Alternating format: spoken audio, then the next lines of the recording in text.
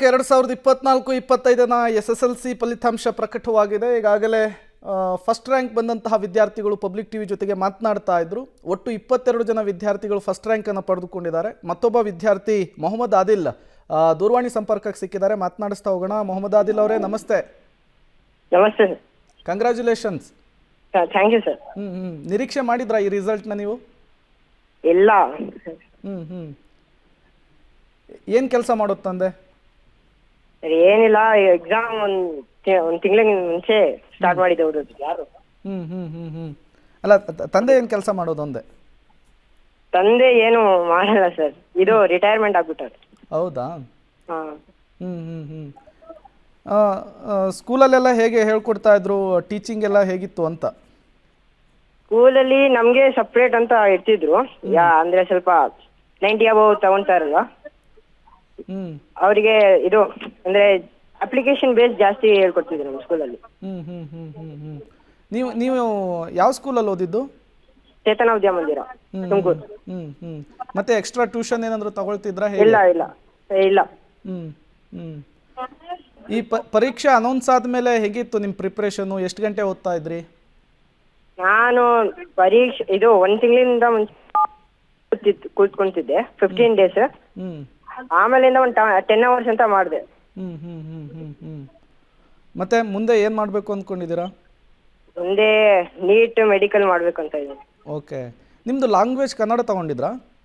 ಹಾಂ, ಕನ್ನಡ ಫಸ್ಟ್. ಕಷ್ಟ ಆಗಲಿಲ್ವಾ ಕನ್ನಡ? ಕಷ್ಟ ಆಯಿತು, ಆದರೂ ಅದು ಜಾಸ್ತಿ ಕಾನ್ಸಂಟ್ರೇಷನ್ ಕೊಟ್ಟದ ಮೇಲೆ.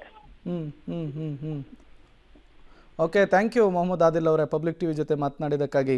ಮತ್ತೊಬ್ಬ ಟಾಪರ್ ಮಧುಸೂದನ್ ಕೂಡ ದೂರವಾಣಿ ಸಂಪರ್ಕಕ್ಕೆ ಸಿಕ್ಕಿದ್ದಾರೆ. ಮಧುಸೂದನ್ ಅವರೇ ನಮಸ್ತೆ. ಮಧುಸೂದನ್, ಧ್ವನಿ ಕೇಳಿಸ್ತಾ ಇದೆಯಾ? Congratulations Madhusudan. Thank you sir, thank you so much. ಯಾವ ಸ್ಕೂಲಲ್ಲಿ ಓದಿದ್ದು ನೀವು? ನಾವು ಮಲ್ಲೇಶ್ವರಂ ಅಲ್ಲಿರೋ MES ಕಿಶೋರ್ ಕೇಂದ್ರ ಹೈಸ್ಕೂಲ್. ಹೇಗೆ ಅನ್ನಿಸ್ತಾ ಇದೆ ಫಸ್ಟ್ ರ್ಯಾಂಕ್ ಬಂದಿದ್ದೀರಾ ಸ್ಟೇಟಿಗೆ?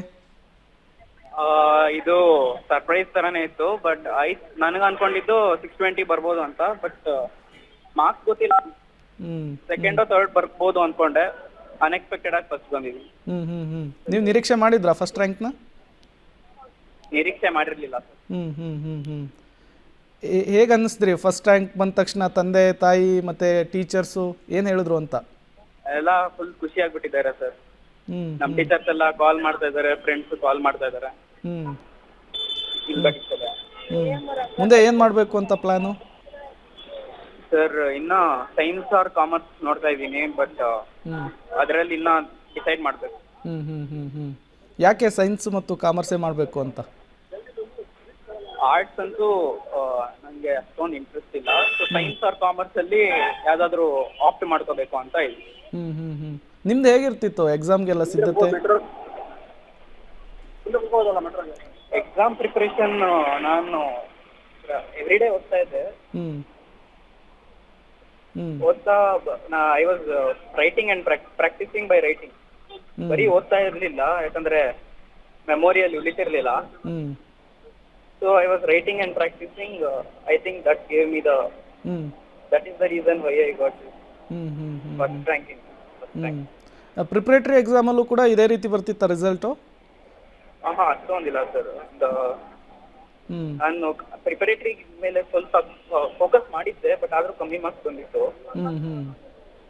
ಬಟ್ ಅದಾದ್ಮೇಲೆ ಟೈಮ್ ಇರೋದ್ರಿಂದ ಬೋರ್ಡ್ಗೆ ಸ್ವಲ್ಪ ಚೆನ್ನಾಗಿ ಪ್ರಿಪೇರ್ ಆಗೋಕ್ಕೆ ಸಾಧ್ಯ ಆಯ್ತು. ನೀವೇನಾದ್ರೂ ಎಕ್ಸ್ಟ್ರಾ ಕೋಚಿಂಗ್ ಗೀಚಿಂಗ್ ತಗೊಂಡಿದ್ರಾ ಹೇಗೆ? ಇಲ್ಲ ಸರ್, ಯಾವ ಟ್ಯೂಷನ್ಗೆ ಹೋಗಿಲ್ಲ. ಈಗ ಸ್ಕೂಲಿಂದ ಸರ್ಸ್ ಎಲ್ಲ ಕಾಲ್ ಮಾಡಿದ್ರಾ? ಹಲೋ, ಕೇಳಿಸ್ತಿಲ್ಲ. ಸ್ಕೂಲಿಂದ ಟೀಚರ್ಸ್ ಕಾಲ್ ಮಾಡಿದ್ರಾ ಅಂದೆ? ಮಾಡಿದ್ರು. ಏನು ಹೇಳಿದ್ರು? ಮಾಡಿದ್ದು ನಾನು ನೋಡಿಲ್ಲ ಫಸ್ಟ್. ಅವರು ಕಂಗ್ರ್ಯಾಚುಲೇಷನ್ಸ್ ಅಂತ ವಾಟ್ಸಪ್ ಅಲ್ಲಿ ಟೆಕ್ಸ್ಟ್ ಮಾಡಿದಾಗಲೇ ನಂಗೆ ಗೊತ್ತಾಗಿತ್ತು. ಓಕೆ. ಸ್ವಲ್ಪ ನ್ಯೂಸ್ ಚಾನೆಲ್ ನೋಡಿದಾಗ ನನ್ನ ಹೆಸರು. ಓಕೆ ಫುಲ್ ಸರ್ಪ್ರೈಸ್ ಆಗಿ. Okay, all the best Madhusudan. Thank you public TV ಜೊತೆಗೆ ಮಾತನಾಡಿದ್ದಕ್ಕಾಗಿ. ಇದು ಫಸ್ಟ್ ರ್ಯಾಂಕ್ ಬಂದಿರುವಂತಹ ವಿದ್ಯಾರ್ಥಿಗಳು ಹೇಳ್ತಾ ಇರುವಂಥದ್ದು.